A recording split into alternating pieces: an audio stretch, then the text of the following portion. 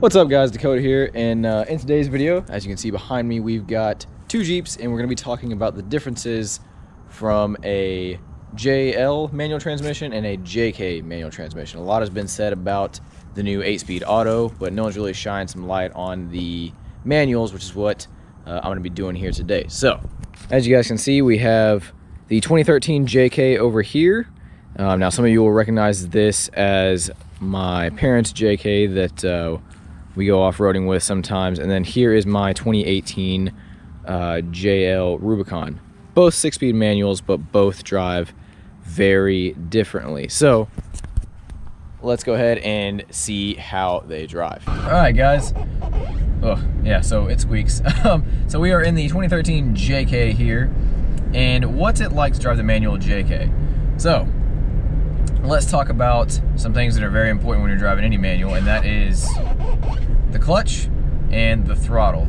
So the clutch in the JK kind of engages like right at the very top. That initial like inch or two, like 2 inches of pedal travel is basically where the clutch engages and disengages. And it's a little hard to kind of modulate it. It's a stiff clutch pedal.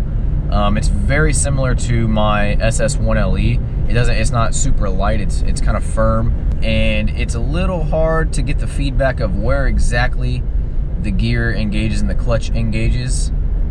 You don't get that kind of like reassuring, like, I feel it at this exact point where the clutch engages. As well as the throttle. The throttle on the JK is not as progressive as you might think. You'll get used to it, but it's very easy to kind of give too much gas or not enough. It's not very progressive. Now you can do things to fix that in the aftermarket or whatever, like a power commander or whatnot. But as far as pedals go, that's basically it. It doesn't give you a whole lot of feedback. The clutch engages kind of right at the top, and the throttle isn't as progressive as it probably could be. The actual shifter of the JK, it's very light, very easy. The effort on it's, I mean, you can flick it with a finger. It's got, you know, no real weight to it, and it also is very reminiscent of either a much older Jeep or a older truck. Now keep in mind, this is the same transmission that they used in the JK since 2007. I think they updated it, I want to say, with like some slight tweaks when they went from the 3.8 liter to the 3.6 in 2011 or 2012, I think. And so they updated it a little bit, I want to say. But it feels very old school. The throws are very long. It wiggles when it's in gear as if it's a normal car's neutral. Shift effort is very light, and yeah, whew, that squeak is pretty bad. But it's not by any means like difficult to use. It's very easy. It's not very direct, so there is times where you might say try to go into another gear and you might accidentally grab another one. It's not a bad transmission. It's just it's not as refined as the JL, for instance. So if this is all that you've ever driven, it'll be totally fine. It's not the worst thing in the world. I've heard some people complain about it. My parents haven't had any issues with theirs. Now what we're gonna do is head over to the JL and see how that differs from this. All right guys, so now we're in the JL. So naturally the JL, for those of you who don't know, is the current Jeep that's available, the current platform that was completely redone from the JK. Now, in the manual, the clutch is a lot lighter in the JL. Like it's totally the opposite. It's so light. It takes virtually no effort to engage it. And the engagement point is a bit more in the middle of the pedal travel as opposed to kind of right at the top.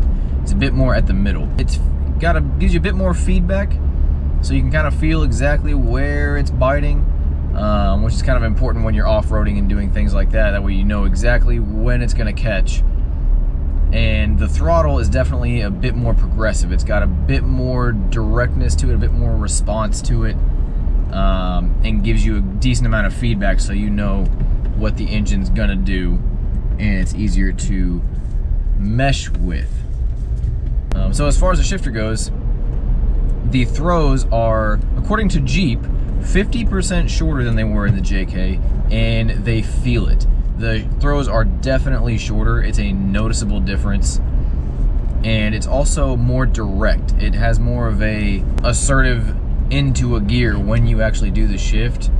And it feels a bit more higher quality as well. The actual shifter itself feels very quality. It's got metal around it with a nice little leather touch on the top and a leather boot. It feels very high quality, and it also doesn't have that same type of slack that in gear it's kind of flopping back and forth.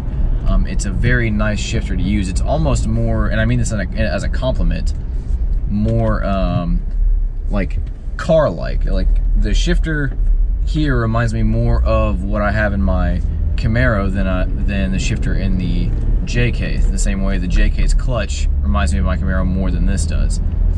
So overall, it's a lot nicer to use this transmission. It feels a bit better. Shifting wise, it's a little nicer. You kind of know exactly what gear you're going into because it's not as loose, it's more direct. And it's a bit easier to manage the clutch and the throttle. You kind of get the response you're expecting, and you get a bit more feedback through it. And I've off-roaded both vehicles, and the JL, like I said, it's easier to modulate. The clutch is a little easier to kind of tell exactly when it's going to engage. The throttle gives you a bit more crisper throttle response, and the shifter is just a little nicer to use because it just feels a bit more solid, feels a little bit more high quality, and it's nice to have a shorter throw.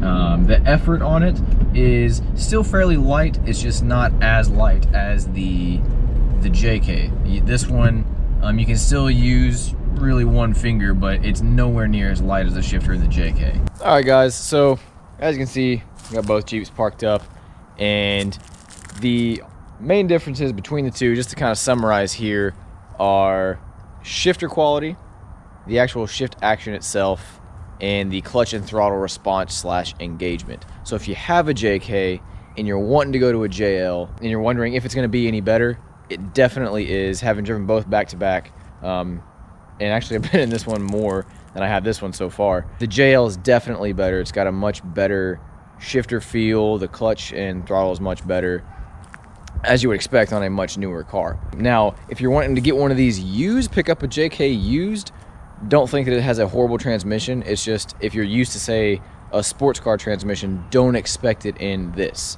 But anyways, guys, this is kind of a quick little comparison. While I was up here, I figured I'd do this.